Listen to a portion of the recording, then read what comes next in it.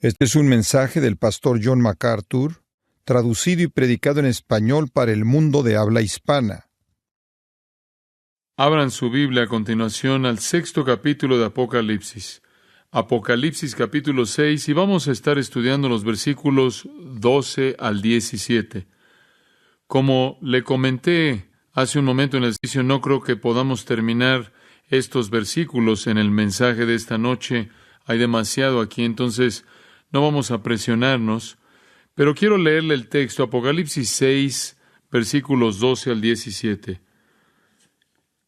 Miré cuando abrió el sexto sello, y aquí hubo un gran terremoto, y el sol se puso negro como tela de cilicio, y la luna se volvió toda como sangre, y las estrellas del cielo cayeron sobre la tierra, como la higuera deja caer sus higos cuando es sacudida por un fuerte viento. Y el cielo se desvaneció como un pergamino que se enrolla, y todo monte y toda isla se removió de su lugar. Y los reyes de la tierra, y los grandes, los ricos, los capitanes, los poderosos, y todo siervo y todo libre, se escondieron en las cuevas y entre las peñas de los montes. Y decían a los montes y a las peñas, caed sobre nosotros, y escondednos del rostro de aquel que está sentado sobre el trono, y de la ira del Cordero. Porque el gran día de su ira ha llegado, y ¿quién podrá sostenerse en pie? Aquí tenemos el registro de la descripción del sexto sello de los 7. Si fuéramos a titular el mensaje, podríamos titularlo Aterrados. El sexto sello abre otra fuerza. Ahora recuerde, hay un libro sellado 7 veces, o un pergamino, un libro que contiene la información acerca de Cristo tomando el universo. Conforme cada sello es roto, otra escena se desarrolla. Estos 7 sellos se desarrollan en un periodo de 7 años que está por venir en el futuro, que conocemos como el tiempo de la tribulación, el tiempo de la aflicción de Jacob, la 70ª semana de Daniel. Y durante este periodo de tiempo, el Cordero, el Hijo de Dios, está desenrollando el rollo porque Él tiene tanto la autoridad para hacerlo como también es el heredero legítimo de todo y el poder de hacerlo como el Dios del universo. Entonces el Cordero de Dios, el Hijo, el Señor Jesucristo, aquí en esta visión que Juan ve, está desenrollando el rollo, el cual describe los acontecimientos conforme Él se apodera del universo, lo quita de las manos de Satanás y los demonios y los pecadores que lo ocupan y lo controlan. La primera fuerza que vimos fue la paz falsa. La segunda fuerza fue la guerra. La tercera fuerza que vimos fue el hambre. La cuarta fuerza fue la mortandad, la pestilencia, la cual podría también incluir desastres naturales como los describe el Señor, incluyendo un terremoto. La quinta fuerza que vimos fue venganza, la cual es expresada en el quinto sello como aquellos que han sido martirizados por causa de Cristo y oran porque Dios traiga venganza. La fuerza que es ejemplificada y descrita en el sexto sello es el temor. Temor.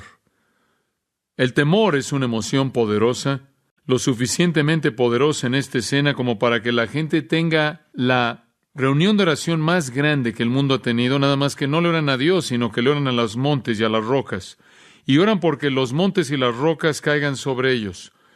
Es una oración de suicidio, una oración de destrucción.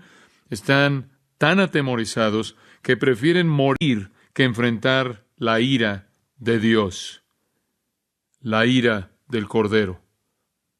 El temor es una emoción poderosa. Algunas veces es un sentimiento abrumador que se apodera de la mente y hace que uno desee lo que es irracional. Algunas veces se apodera de la voluntad y hace que la gente se conduzca de maneras que son inexplicables. Francamente, el temor puede crear todo tipo de respuestas, todo desde la cobardía al heroísmo, de la fortaleza a la debilidad, de la agresión a la pasividad, de la razón a la confusión, del pensar con claridad al pánico total. El temor puede fortalecer el corazón y hacerlo palpitar o latir con mayor rapidez. El temor puede detenerlo. El temor puede llevar a una persona a tener un cambio total en lo que cree y siente y hace. El temor ciertamente es parte del factor humano, es parte de la vida. Hay temores normales que todos nosotros tenemos y Dios nos ha dado la capacidad de temer ciertas cosas por causa de preservarnos a nosotros mismos y proteger a otros. Los temores normales que todo el mundo tiene es el temor de la enfermedad, el temor de ser lastimados, el temor de perder a la familia o la pérdida del amor o la pérdida de un trabajo, la pérdida de dinero, el temor de la muerte. Y después, conforme algunas pruebas han indicado, el temor más dominante es el temor de hablar en público. Dichos temores comunes normalmente son manejados en cierta manera, de una manera adecuada por la mayoría de la gente. Si una persona no puede manejar el temor normal, decimos que la persona tiene una fobia. Y con fobia, básicamente queremos decir una respuesta anormal a un temor normal, o la invención de un temor anormal o absurdo. Una fobia es el temor exagerado. Es temor que paraliza a una persona. Es temor que es incontrolable, inconquistable. Es temor que se apodera de manera total de una persona de tal manera, a tal grado que no pueden operar normalmente. Dicha fobia lleva a paranoia, ataques de pánico y diferentes tipos de conducta antisocial y errónea. Y cuando usted ve a la gente y examina de qué es lo que teme, es bastante asombroso. Ann Landers, de manera interesante, a lo largo de los años que ha dado en su correo, ha enlistado qué teme la gente. Ella tiene una lista de las cosas que la gente teme más. Ella dice, en primer lugar, hay temores muy raros acerca de los cuales la gente me ha escrito, tales como el temor de caerse en el excusado, el temor de ciertos colores, el temor de ser sepultado vivo, o el temor de llamarle a alguien por su nombre. Pero los temores más comunes, de acuerdo con mi correspondencia, dice ella, son los siguientes: animales, abejas, estar solo, que se le quede alguien viendo, sangre, el sonrojarse, cáncer, gatos, ahogarse, cadáveres, multitudes, oscuridad, muerta, deformidad, demonios, suciedad, perros, sueños, elevadores, un espacio cerrado, volar, gérmenes, la altitud, la altura, los caballos, la enfermedad, el volverse loco, los insectos, los relámpagos, el estar desnudo, los ratones, el dolor, el ruido, la pobreza, el embarazo, los ladrones, escuelas, el tener relaciones sexuales, el dormir, el no poder respirar, arañas, serpientes, extraños, operaciones quirúrgicas, sífilis, rayos y truenos, el viajar, el vomitar, el trabajar y los gusanos. Francamente, esa lista es una lista de cosas bastante normales, cosas que son parte de la vida. Pero es impresionante ver cómo la gente tiene fobias acerca de cosas normales, como también inventar cosas absurdas, como el temer ciertos colores y demás. La gente teme todo tipo de cosas. Temen cosas normales de manera normal y temen cosas anormales. Pero rara vez temen lo que realmente deberían temer. Rara vez. En Hebreos capítulo 10, permítame leerle un versículo. No necesita buscarlo. Hebreos 10:31. Horrenda cosa es caer en manos del Dios vivo. El versículo anterior dice, mía es la venganza, yo pagaré. El Señor juzgará a su pueblo. Ahora, eso es algo de lo que la gente debe tener miedo. Los gatos y los perros y los ratones y los relámpagos y el dolor y el sonido y el embarazo, esas cosas son mínimas, son cosas normales de la vida. Si la gente va a tener una fobia, si va a tener un temor incontrolable, debilitante, que los paraliza, que es exagerado, que no pueden conquistar, que sea el temor de caer en las manos del Dios vivo. En Lucas capítulo 2 hay una declaración conocida que sigue este mismo pensamiento. Lucas 12:5. Os diré a quién temer. Jesús está hablando. Quiero decirles a quién deben temer. En el versículo antes de ese, él dijo, no temáis a los que matan el cuerpo, no teman nada que pueda temerles, que pueda lastimarlos físicamente.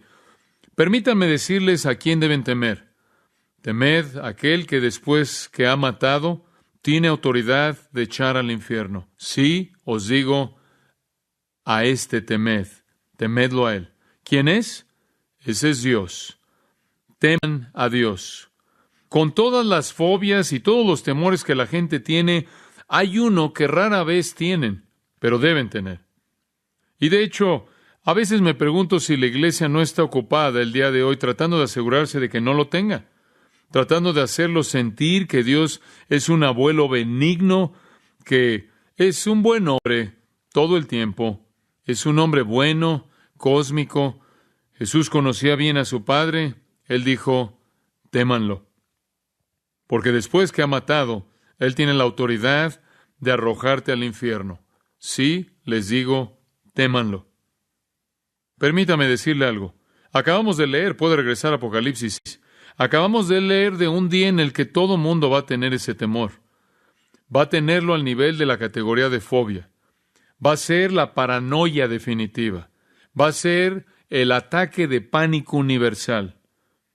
Viene un día en el que el mundo tendrá la misma fobia, debilitante, fuera de control, que los paralizará, que no podrán conquistar. Un temor tan grande que estarán aterrados y querrán morir. ¿Qué quiere decir con eso? Jesús dijo de ese día venidero en Lucas 21, 26. Si quiere escribirlo, Lucas 21, 26. Jesús dijo, y desfalleciendo los hombres por el temor. Los hombres desfallecerán del temor. La palabra desfallecer, apopsuko en griego, aparece solo en ese versículo. ¿Sabe lo que significa? Morir, literalmente expirar. Cuando ese día venga, habrá tal temor que la gente va a tener tanto miedo que va a morir. Algunos van a morir ahí mismo. Morirán del mero terror porque se darán cuenta de que han caído en las manos del Dios vivo. Es su día de ira y es tan aterradora que va a parar sus corazones. Y aquellos que sobrevivan el temor inicial van a clamar, van a gritar porque las rocas los aplasten hasta que los maten antes de que tengan que enfrentar a Dios, como si eso pudiera ser un medio de escape. ¿Qué es lo que podría causar este nivel de pánico? Es que el sexto sello es abierto. Y la fuerza dominante que usted ve aquí es el temor. Ahora, por lo menos por esta noche quiero hablarle acerca de la razón por la que debe temer. ¿Por qué tienen tanto miedo? Y la respuesta viene en los versículos 12 al 14. Después hablaremos del rango del temor y después hablaremos de la respuesta del temor. Pero en primer lugar, la razón del temor. Veamos la razón de su temor. Versículo 12. Usted recordará que Juan está en una visión. Dios está revelándole estas cosas a él. Y él ve visiones que dramatizan las escenas futuras. Miré cuando abrió el sexto sello, y aquí hubo un gran terremoto, y el sol se puso negro como tela de silicio, y la luna se volvió toda con sangre. Y las estrellas del cielo cayeron sobre la tierra, como la higuera deja caer sus higos cuando es sacudida por un fuerte viento. Y el cielo se desvaneció como un pergamino que se enrolla, y todo monte y toda isla se removió de su lugar. Es un escenario absolutamente increíble. Comencemos al principio. Miré cuando abrió el sexto sello. El cordero que tiene el libro, el rollo de 7 sellos, recordará, el libro primero apareció allá atrás en los capítulos 4 y 5 cuando estábamos en el cielo con Juan. El libro se apareció en la mano del Padre. Al final del capítulo 5, Él se lo entrega a su Hijo en el capítulo 6, diciéndole el universo y el mundo son tuyos. Desenrolla este rollo, te da el título de propiedad al mismo, y describe la acción que debe llevarse a cabo conforme tú lo retomas, conforme tú te vuelves a apoderar de él. Conforme cada uno de los sellos han sido rotos, hemos visto lo que está por venir. Primero hay una paz falsa, dirigida por falsos profetas y falsos cristos, guiada por el anticristo, guiando al mundo a una utopía imaginaria, la cual es inmediatamente despedazada por el segundo sello, el cual es la guerra, guerra mundial, guerra por todo el globo, seguida de hambre. el resultado muy obvio de la guerra. La falta de alimentos, seguida de muerte mediante pestilencia y desastre, de tal manera que un cuarto de la población del mundo entero perecerá en un breve periodo de tiempo. Y después vimos el quinto, cómo se desata la persecución, y después vimos a los mártires orando por la venganza de Dios. Todos esos primeros 5, subraye esto, tenían un elemento de agencia humana. Eran agentes humanos dirigiendo la paz. Eran agentes humanos los que estuvieron involucrados en la guerra, el hambre, la muerte que viene a través de la pestilencia. Eran agentes humanos los que inclusive estuvieron involucrados en esta venganza, conforme hay creyentes orando porque esto suceda. Claro que ellos son hombres y mujeres, aunque glorificados en ese punto. Ahora, cuando usted llega al sexto sello, Dios actúa sin los hombres. Ha llegado usted a un nivel de intervención por parte de Dios, quien es santo y únicamente lo hace por sí mismo. Y el acto aterrador, paralizador, es inconcebible y devastador. Obviamente, para este entonces, como hemos aprendido en el capítulo 6, el mundo se ha llenado de una violencia continua. El mundo se ha llenado de desastre tras desastre, de muerte por todos lados, desde que la faz falsa fue despedazada. Esto se está moviendo rápidamente, más y más rápido, más intenso, y con un holocausto más y más grande conforme los dolores se incrementan hasta llegar hasta el gran acontecimiento. Y a lo largo de este tiempo, los creyentes han estado proclamando la palabra de Dios. Le han estado diciendo al mundo que lo que ustedes están viendo y lo que están experimentando está escrito en las Escrituras. Todo está en las Escrituras. También han estado predicando el Evangelio de Jesucristo porque fue por el testimonio de Cristo y la palabra de Dios, versículo 9 dice, que fueron matados en primer lugar.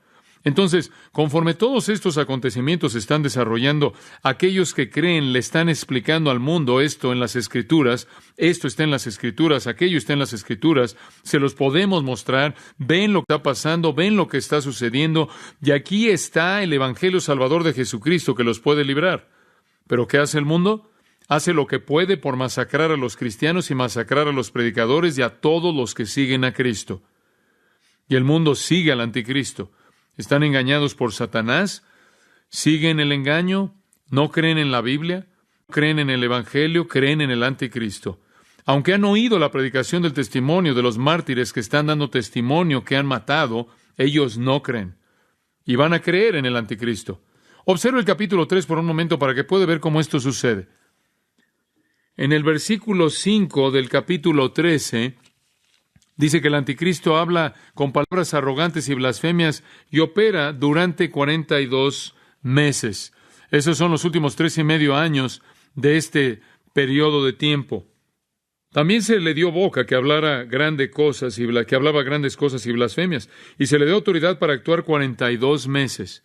Y abrió su boca en blasfemias contra Dios para blasfemar de su nombre, de su tabernáculo y de los que moran en el cielo.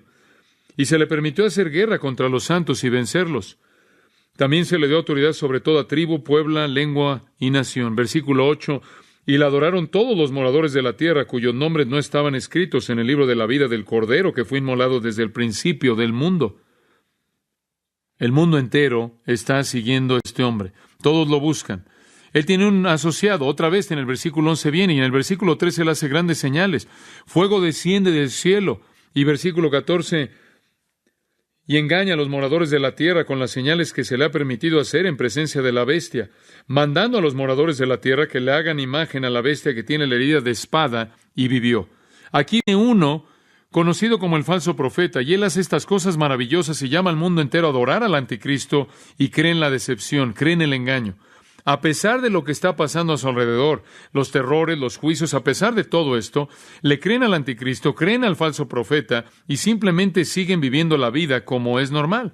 De hecho, hay profetas que están por todos lados, aun cuando todo esto comienza a suceder, en el momento de la guerra y el hambre y la pestilencia y la muerte, en el momento de toda esa persecución y matanza de creyentes y judíos, y están clamando el Evangelio. En medio de todo esto, estas personas simplemente van a seguir viviendo de manera normal. Dice usted, ¿cómo sabes? Porque Jesús lo dijo en Mateo 24, escuche lo que dijo.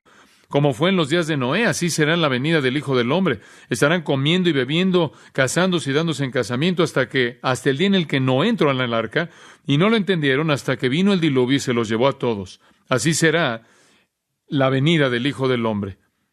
Así como en el día de Noé, no importó lo que dijo y predicó justicia por 120 años. No importa cuántas advertencias él les dio, no importa lo que les dijo, simplemente siguieron comiendo, bebiendo, casándose y dándose en matrimonio, la vida como si todo estuviera normal, y no lo supieron hasta que llegó y se ahogaron.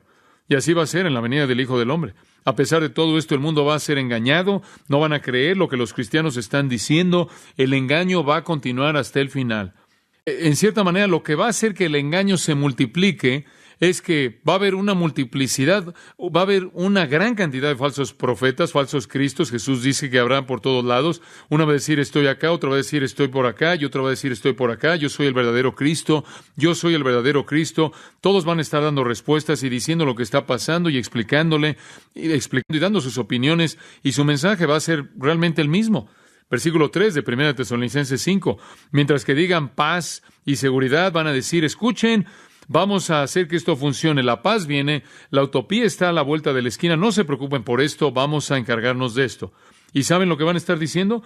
Tan pronto como hayamos masacrado a estos cristianos, vamos a alcanzar nuestra utopía. ¿Verdad?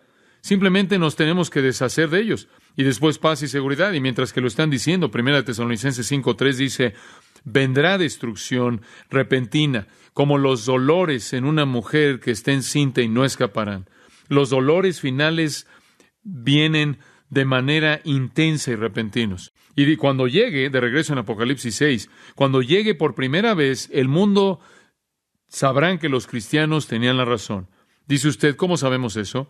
Porque en el versículo 16 dicen, escondednos de la presencia de aquel, del rostro de aquel que está sentado sobre el trono y de la ira del Cordero, porque el gran día de su ira ha llegado, y ¿quién podrá sostenerse en pie? ¿Qué le dice eso? Le dice que el mundo entero se le ha dicho que la ira de Dios y la ira del Cordero viene. Lo han oído. Ya han oído el Evangelio, porque será predicado hasta los fines de la tierra. Jesús dijo en el discurso del Monte de los Olivos, y el ángel eterno se asegurará de que toda persona oiga conforme vuela por el cielo, pero sino hasta el sexto sello, después de que han tratado de silenciar, de callar a todos los cristianos al masacrarlos, que repentinamente despertarán ante el hecho de que lo que esos cristianos estaban diciendo era verdad. Y lo que enfrentan, inevitablemente, solo se le puede atribuir a Dios. Y una escena más aterradora y un reconocimiento más serio no podría ni siquiera ser imaginado.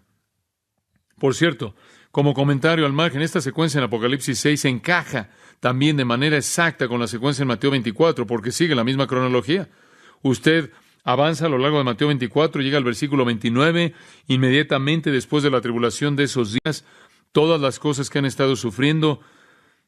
No lo tomo como si la tribulación fuera un término técnico. Aún después de que todo lo que han estado sufriendo, el sol se oscurecerá, la luna no dará su luz, las estrellas caerán del cielo, las potencias de los cielos serán sacudidas, y después la señal del Hijo del Hombre aparecerá en el cielo. Es el mismo acontecimiento. Los fenómenos descritos en Apocalipsis 6 acerca del cielo son semejantes a los fenómenos de los que Jesús habló en Mateo 24. Es la misma secuencia. Notará usted, apenas previo a eso, en el versículo 24 de Mateo 24, los falsos cristos y los falsos profetas vienen y dicen, aquí estoy, y claro, están prometiendo la utopía. Si tan solo continuamos deshaciéndonos de los creyentes y junto con ellos los judíos.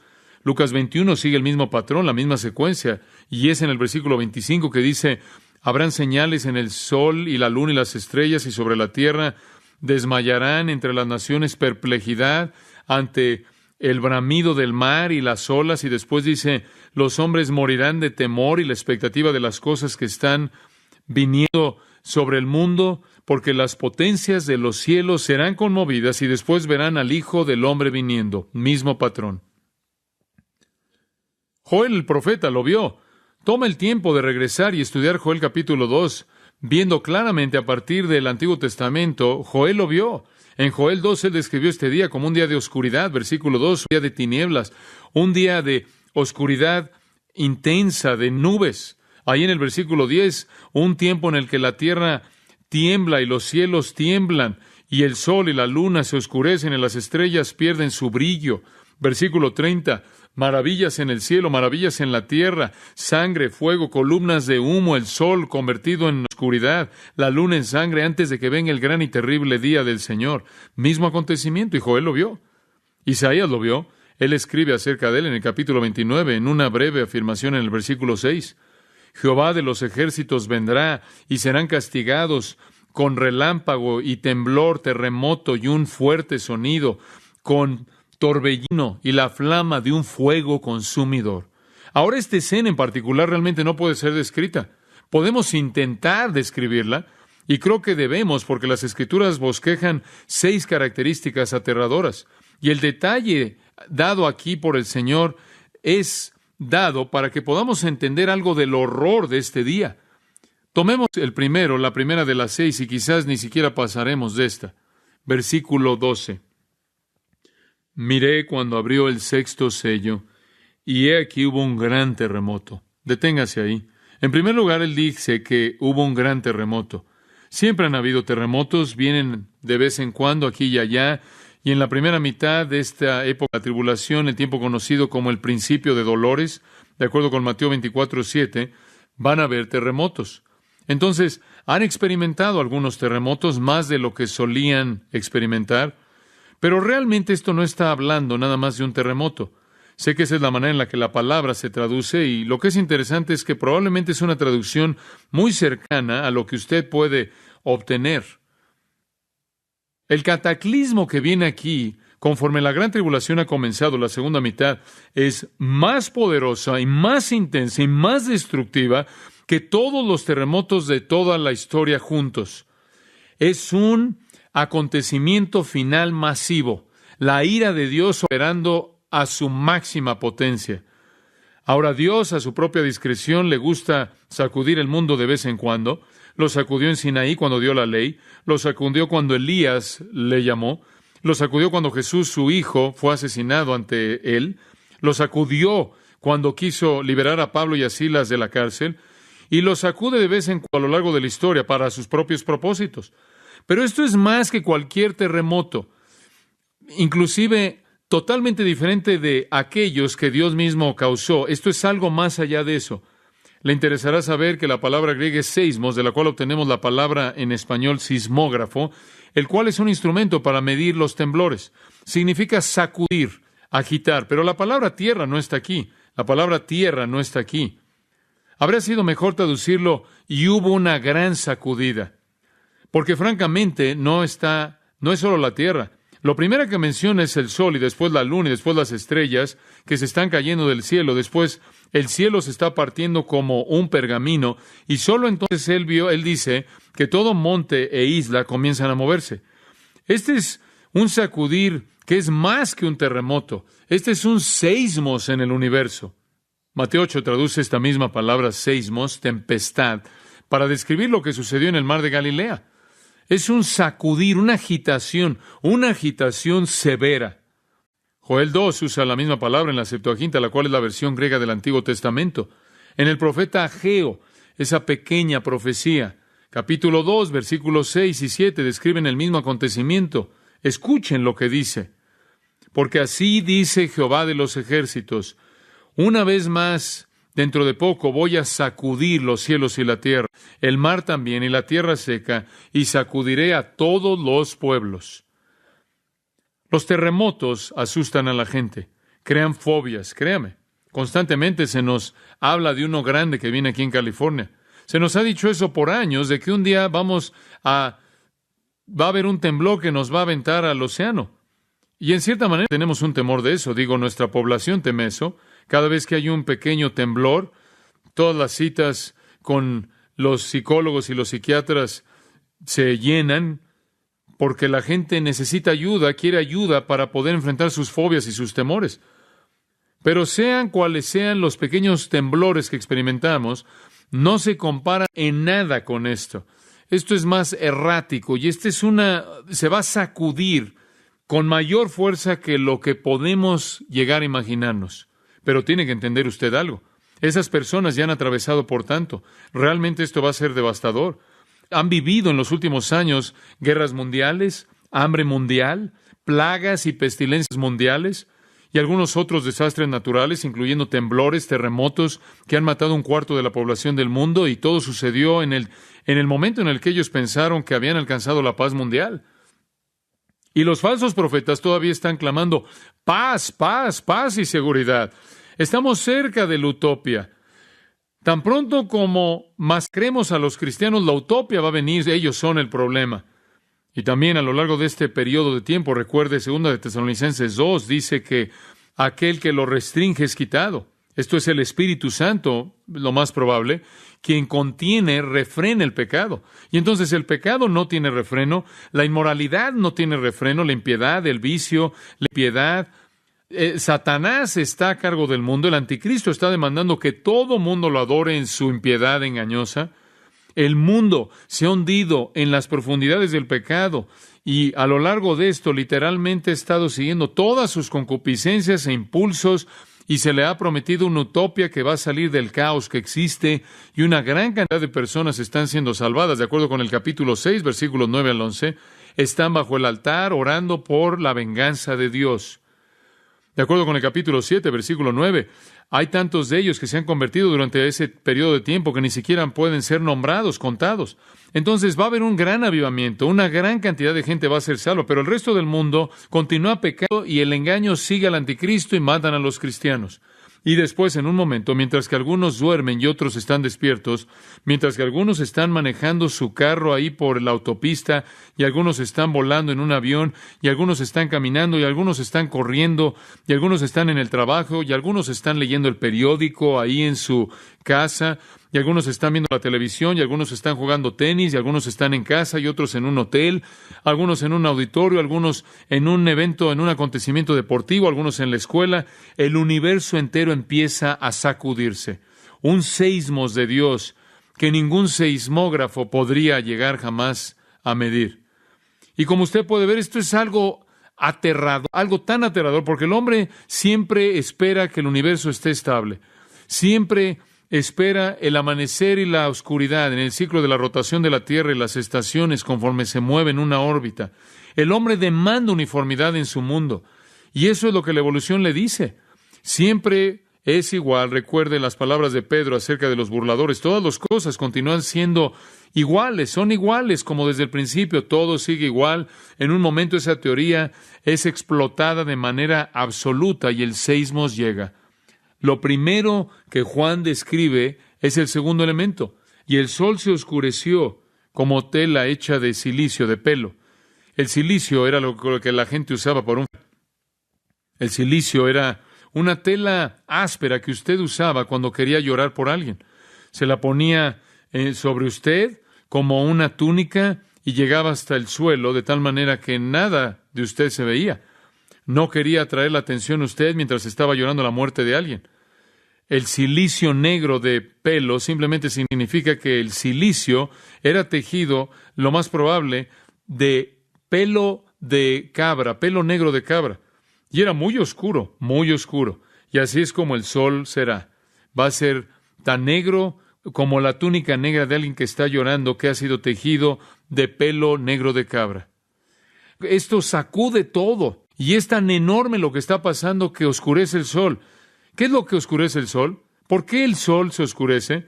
El doctor Henry Morris, un maravilloso científico creacionista, escribe esto y cito: el seismos descrito aquí es mundial en su espectro por primera vez en la historia. Los sismólogos y los geofísicos en años recientes han aprendido mucho acerca de la estructura de la Tierra y acerca de la causa y la naturaleza de los temblores, de los terremotos. La corteza sólida de la Tierra está compuesta por una red compleja de fallas, mientras que todas descansan en un manto plástico cuya estructura en gran parte todavía es desconocida. O sea que la corteza consiste de grandes placas que se mueven. Es una cuestión actual de controversia entre los geofísicos y de tal manera que la causa definitiva de los temblores todavía no es conocida. Lo más probable es que el complejo entero de inestabilidades en la corteza es un remanente del fenómeno del gran diluvio, especialmente la división de las fuentes del gran abismo. De cualquier manera, la enorme red de cinturones de temblores inestables por todo el mundo de pronto comienzan a deslizarse y a fracturarse a nivel global y un terremoto gigante se lleva a cabo. Esto es evidentemente acompañado de manera natural por erupciones volcánicas tremendas que están arrojando enormes cantidades de polvo y de vapor y de gases a la parte de arriba de la atmósfera. Y son probablemente estas lo que causará que el sol se oscurezca y la luna parezca tener color rojo de sangre. Fin de la cita. Eso encaja a lo que el profeta dijo. Fuego y humo, ¿no es cierto? Oscuridad y tinieblas con tanta frecuencia se asocia con juicio. Cuando Dios juzgó a Egipto, Él trajo oscuridad densa. Cuando Dios vino al monte Sinaí al traer la ley, estaba lleno de humo negro. Cuando Dios juzgó a su Hijo, recordarán en la cruz por nuestros pecados, de la tarde, del mediodía hasta las 3 de la tarde, el mundo se oscureció. E Isaías vio este juicio, este tiempo de juicio, y vio esta oscuridad. Y se le reveló en Isaías capítulo 13, versículo 9. He aquí el día de Jehová está por venir, cruel, con furia, y lleno, ardiendo de ira, para hacer de la tierra una desolación. Él exterminará a sus pecadores. Las estrellas de los cielos y sus constelaciones no van a dar su luz. El sol se oscurecerá cuando se levante. La luna no dará su luz. De esta manera yo castigaré al mundo por su maldad y a los impíos por su iniquidad. Y pondré fin a la arrogancia del orgulloso y humillaré a la arrogancia también de los impíos. Y allí en el versículo 13, haré que los cielos tiemblen, la tierra será sacudida de su lugar y la furia del Jehová de los ejércitos en el día de su ira ardiente. Una oscuridad viene sobre el universo. Y lo tercero que señala es que la luna se convierte como sangre. Literalmente el texto dice la luna entera. Tiene un eclipse total. Sea lo que sea que lo cause, es vívido. El sol, oscurecido claro, después oculta la luna porque solo refleja el sol. Joel el profeta dijo, el sol y la luna se oscurecen, y como le leí antes, Dios dijo, desplegaré maravillas en el cielo y en la tierra, sangre, fuego, columnas de humo. El sol se convertirá en oscuridad, la luna en sangre antes de ese gran y terrible día del Señor. Ahora usted entiende que cuando esto comienza a suceder, afecta a todo. Afecta a la luz del día y la oscuridad. No habrá luz de día, afecta a la vida de las plantas, afecta al hombre, afecta al mundo animal, todos los ciclos por los que los animales funcionan, las plantas funcionan, los humanos funcionan, entran en un caos total. Y después una cuarta característica, a partir de esa oscuridad, versículo 13, las estrellas del cielo cayeron sobre la tierra. Esto es, bolas de fuego comienzan a caer de la oscuridad y lo que temía usted se vuelve realidad. La palabra estrellas, note, asteráes, puede referirse a cualquier cuerpo celestial, cualquier cuerpo celeste, grande o pequeño, no limitado a lo que llamaremos una estrella. Podrá ser una estrella que es millones de veces más grande que nuestro Sol, como algunos lo son. También podría referirse a un asteroide, un meteoro. Quizás es el mejor entendimiento de la palabra aquí. Va a llover sobre la Tierra asteroides que están cayendo del cielo. Obviamente, si eso significara estrellas, nos quemaría antes de que llegara aquí. Entonces, probablemente es un asteroide. Esta es una lluvia de asteroides o lluvia de meteoritos. Los científicos, por cierto, han especulado por años lo que una lluvia de asteroides enorme, de meteoros, llegando a la Tierra, ¿cómo sería? La destrucción increíble que crearía. Ciertamente las estrellas están involucradas conforme el universo entero se sacude y comienzan a moverse, a salirse de sus órbitas, y comienzan a funcionar de manera al azar y dando vueltas en el espacio, conforme el universo entero que está colapsando se comienza a desintegrarse. La Tierra entonces es inundada con bolas de fuego que caen del cielo. Es análogo, él dice, para hacerlo vívido, como la higuera deja caer sus higos cuando es sacudida por un fuerte viento. Una higuera puede estar cubierta con higos y cuando el viento llega, la azota, se caen en masa. ¿A dónde va la gente? ¿A dónde va la gente? Pánico de todo esto en el globo entero. ¿A dónde van a ir? No hay manera en la que puedan escapar. Zacarías capítulo 14 ve la misma escena y dice en el versículo 6, sucederá en un día, en ese día en el que no habrá luz, las luminarias se estremecerán. Versículo 6, será un día único. Versículo 7, cuál es conocido para el Señor, no es día y no es noche, es lo mismo, el mismo tiempo. Después, en términos de los que Juan ni siquiera puede describir. Versículo 14, el cielo se desvaneció como un pergamino que se enrolla. Un par de veces en mi vida he tenido la oportunidad de ver un pergamino. Digo, realmente un pergamino antiguo. He visto los pergaminos del Mar Muerto, los que están en Jerusalén. He sostenido pergaminos antiguos. Y una de las cosas interesantes de un pergamino es que conforme es enrollado y desenrollado, enrollado y desenrollado, se va desgastando. Y conforme pasa el tiempo se seca. Y frecuentemente es el caso, sucede que cuando usted desenrolla un pergamino y lo saca en su punto de tensión porque ha estado enrollado por tanto tiempo y se secó en esa posición, se va a romper. Y Juan dice que va a ser como el abrir, el desenrollar un pergamino y simplemente se rompe a la mitad y después termina en dos pedazos, dos partes separadas. Y él dice que el cielo se partió en la visión de Juan, literalmente se rompió. Retrata el cielo entero como un pergamino abierto en el punto de tensión, y de pronto simplemente se parte por la mitad y el cielo entero desaparece, ya no está. Las estrellas están volando por todos lados sin orden alguno. El universo entero está sacudiéndose. No hay sol, no hay luna y la Tierra está siendo golpeada con asteroides. Meteoritos están cayendo del cielo conforme el universo se rompe. El cielo, que era tan conocido para nosotros, es despedazado. Esta es la escena. Ciertamente Isaías de nuevo lo tenía en mente. En Isaías capítulo 34, dice, Jehová está airado contra todas las naciones, indignado contra todo el ejército de ellas. Las destruirá y les entregará al matadero, y los muertos de ellas serán arrojados, y de sus cadáveres se levantará hedor, y los montes se disolverán por la sangre de ellos. Y todo el ejército de los cielos se disolverá, y se enrollarán los cielos como un libro, y caerá todo su ejército, como se cae la hoja de la parra, y como se cae la de la higuera. El universo entero está desintegrándose. Porque en los cielos se embriagará mi espada, he aquí que descenderá sobre Edom en juicio, y sobre el pueblo de mi anatema.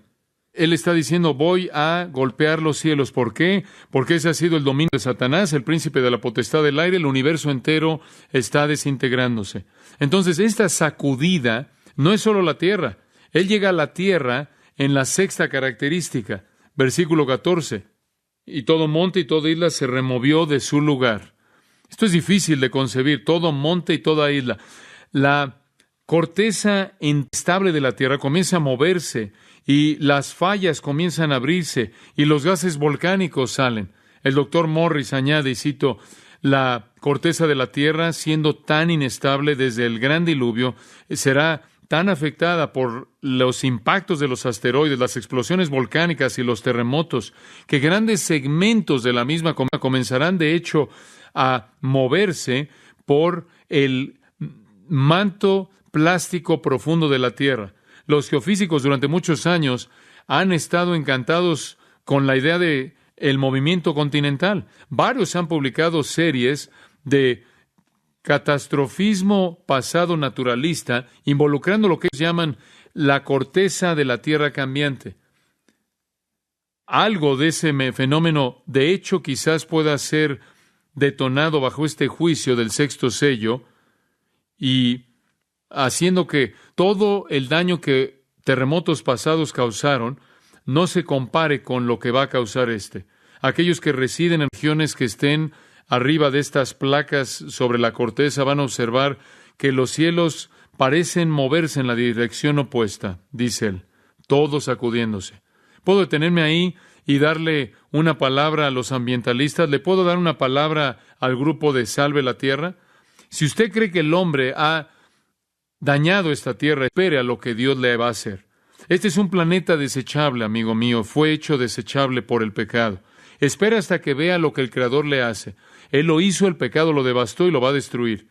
Es un mundo que está listo para ser desechado. Es un universo desechable. El cosmos que salió del caos va a regresar al caos, y del caos va a venir un nuevo cosmos, los nuevos cielos y la nueva tierra. Pedro escribió de eso en 2 de Pedro capítulo 3. Bueno, Jesús resumió todo esto, todo lo que acabamos de ver en esos versículos, cuando dijo en Lucas 21:11, y habrá terrores y grandes señales del cielo. Y cuando eso sucede, la gente va a morir de miedo. Van a estar aterrados. ¿Puede entender usted eso? Claro que puede. Le digo entonces, al llegar a una conclusión en esta noche, la gente tiene miedo de muchas cosas, ¿no es cierto? Tienen miedo de muchas cosas por las que no deben tener miedo. Y normalmente, de manera común, no temen a la persona a la que deben temer. Romanos 2:5 dice que los pecadores están acumulando pecado que algún día va a sentir la ira de Dios. Y aquellos que nunca lo han temido a Él, entonces lo temerán. Pero usted no necesita temer. No necesitamos temer nosotros que somos cristianos, ¿verdad? Porque hemos escapado la ira de Dios. Hemos sido librados de la ira venidera a través de Jesucristo. ¿Oyó usted algunas personas dando testimonios en el bautismo en esta noche y hablaron de cómo Cristo ha cambiado sus vidas? Eso es verdad. Permítame también decirle que Él ha cambiado su destino futuro de la ira a la bendición, del infierno al cielo, del terror al gozo. No estamos esperando esta ira. Vamos a ser raptados para estar con el Señor antes de que llegue, ¿verdad? Amén. Amén. Si usted cree en el Señor Jesucristo, usted escapará de la ira venidera. Temed a aquel que después de que ha matado, tiene autoridad de arrojarlo al infierno. Sí os digo, a éste temed. Oremos. Señor, esto es tan poderoso, tan aterrador, sin embargo el mundo está tan engañado. Este tipo de verdad con frecuencia es presentada sin convicción que no sea así. Para aquellos que oyen esta palabra en esta noche, que sientan el terror del Señor y que sepan que hay un Dios de ira y venganza, que algún día va a juzgar al mundo engañado con la realidad y entonces será demasiado tarde. Y que la gente sepa que solo tiene su vida en la vida tiempo para venir a Cristo para escapar de la ira venidera. Te damos gracias porque nosotros como cristianos estamos esperando que Cristo venga del cielo, Jesús quien nos libra de la ira venidera. Te damos gracias porque esperamos a Cristo. Ya no te tememos como Dios de venganza y Dios de ira, porque hemos confiado en Cristo, quien ha sentido tu ira por nosotros en la cruz. Oro, Señor, porque si hay alguien aquí que no conoce a Cristo, venga a Él ahora como Salvador. Y Señor, para que no sienta nada de tu ira, sino únicamente toda tu bondad. Y para aquellos de nosotros que somos cristianos, Padre, que en primer lugar estemos agradecidos y en segundo lugar que advirtamos al mundo conforme esos queridos, así como esos queridos santos algún día lo harán, perdiendo sus vidas porque serán fieles al Evangelio. Ayúdanos a estar dispuestos en nuestro tiempo, en nuestra época, a estar dispuestos a advertirle a los pecadores de tu ira. Haznos fieles, en el nombre de Cristo. Amén. Para más información sobre los mensajes, libros del pastor John MacArthur y de los derechos legales de los mismos, puede acceder a la página engracia.org.